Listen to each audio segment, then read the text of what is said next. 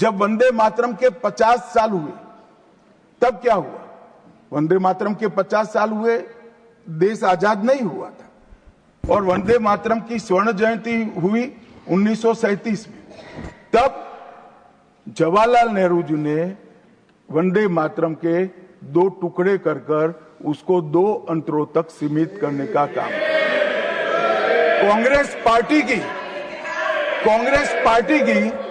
50वें साल में जो एक प्रकार से वंदे मातरम का महिमा मंडन करने की पद्धति थी,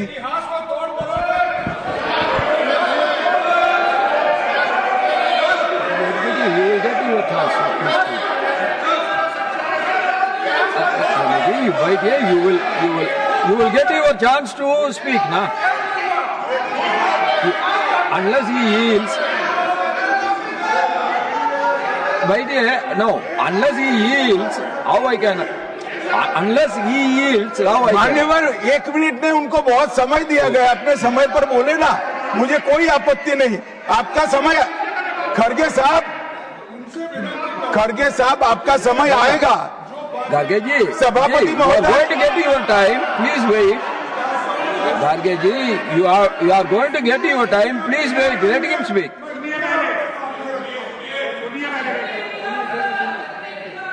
मान्यवर, 50वें पड़ाव पर वंदे मातरम को सीमित कर दिया गया। वहीं से तुष्टीकरण की शुरुआत हुई और वो तुष्टीकरण जाकर देश के विभाजन में मान्यवर, मेरे जैसे कई लोगों का मानना है, कांग्रेस पार्टी को पसंद आए ना आए, अगर वंदे मातरम के तुष्टीकरण की नीति के तहत 2 टुकड़े न करते तो देश का बंटवारा नहीं होता और देश पूरा होता। मान्यवर, 50 साल के बाद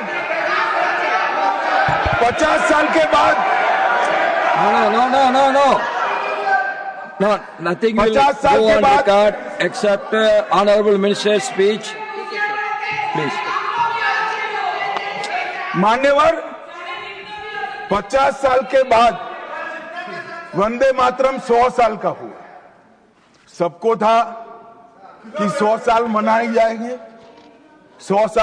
जाएंगे, मगर 100 साल हुआ तब वंदे मातरम का महिमा मंडन का सवाल ही नहीं था, क्योंकि वंदे मातरम बोलने वाले जो सारे लोग थे उनको इंदिरा जी ने जेल में बंद कर दिया। इस देश में आपातकाल लगाया गया। विपक्ष के लाखों लोगों को, लाखों समाज सेवियों को, स्वयंसेवी संगठन के लोगों को जेल में भर दिया गया। कोई कारण के बगैर अखबारों पर ताले लगा दिए गए। यहां तक कि आकाशवाणी में उस वक्त एक ही माध्यम था, आकाशवाणी में किशोर कुमार की आवाज ही नहीं आती थी, ड्यूएट गाने भी लता जी की आवाज में ही आते थे। मान्यवर, पूरे देश को जब वंदे मातरम 100 साल का हुआ, पूरे देश को बंदी बनाकर रख दिया। और कल 150वां साल है।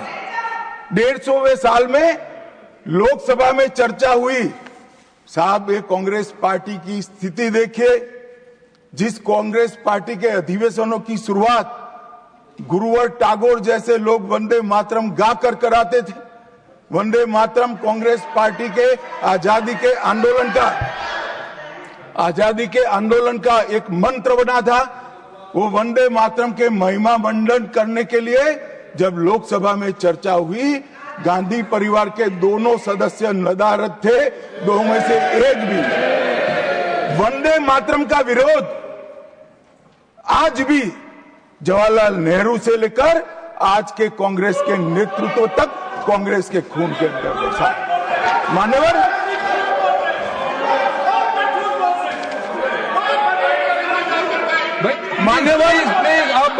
प्लीज आप बैठिए। मान्यवर, मैं तथ्यों के आधार पर कहता हूं, कांग्रेस पार्टी की एक नेत्री ने बैठ जाओ रामदास।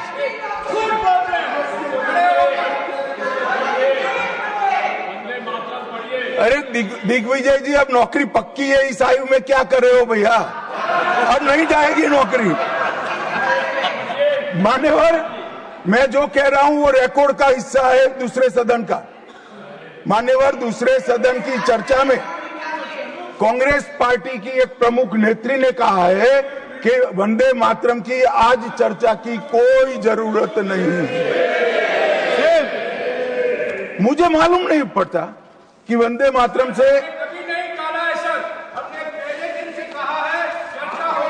नो रमेश क्या कहा?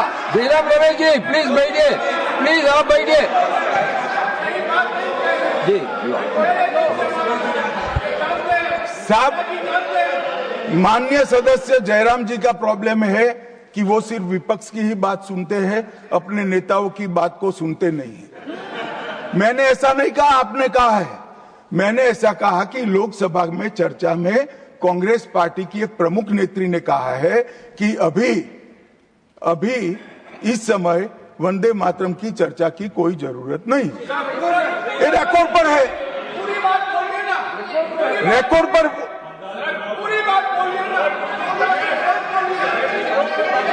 मान्यवर, आप बैठिए।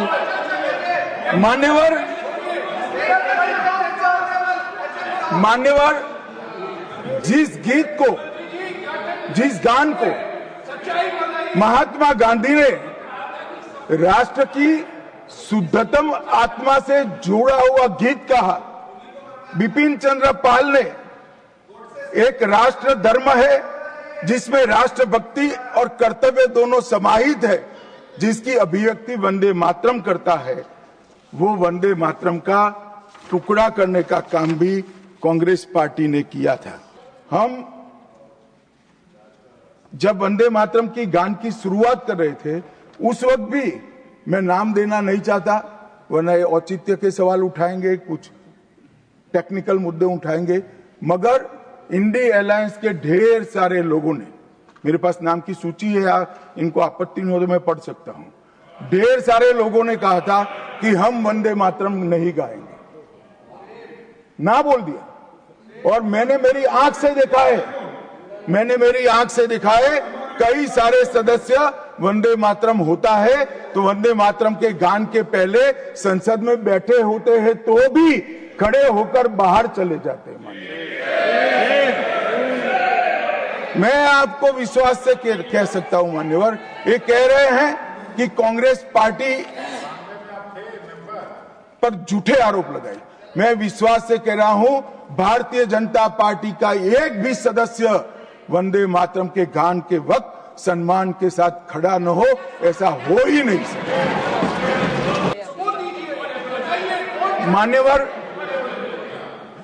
मान्यवर, अरे सुनो तो, बोल क्या करते हो भैया, मुझे सुनो तो। मान्यवर, सम्मानीय सदस्य जी ने कहा है कि कौन कौन कांग्रेस पार्टी के लोगों ने वंदे मातरम नहीं गाने के लिए स्टेटमेंट दिया है और संसद के वक्त बाहर चले गए हैं।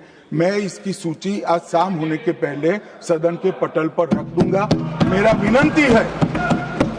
विनंती है कि वो कांग्रेस सदस्यों के नाम इस चर्चा का हिस्सा करने के लिए आप आदेश करिएगा।